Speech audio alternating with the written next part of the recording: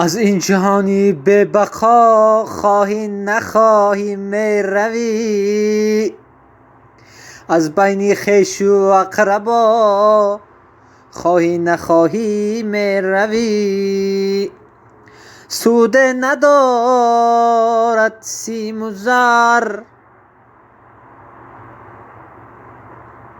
از راه شیطان کن حذر.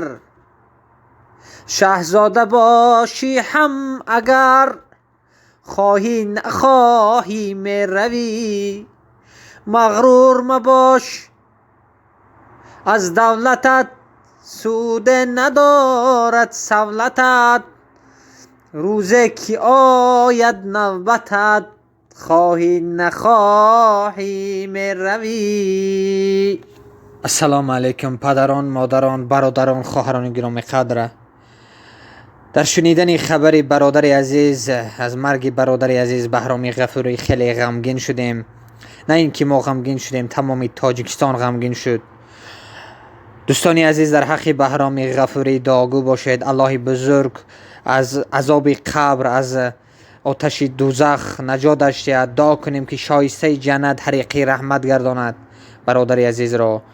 خیلی که در پیش ذکر کردیم دوستان عزیز، از این دنیای فانی ما هم می رویم، شاه هم می رود، گدا هم می رود، به یک خاک خنک هوای هم تقدیر کرده باشد.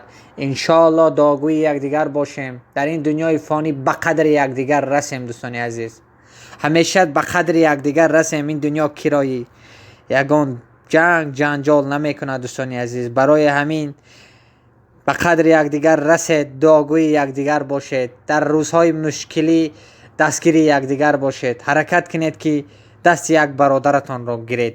دعاگوی ما دعاگوی وطن باشید. باقی در امان الله.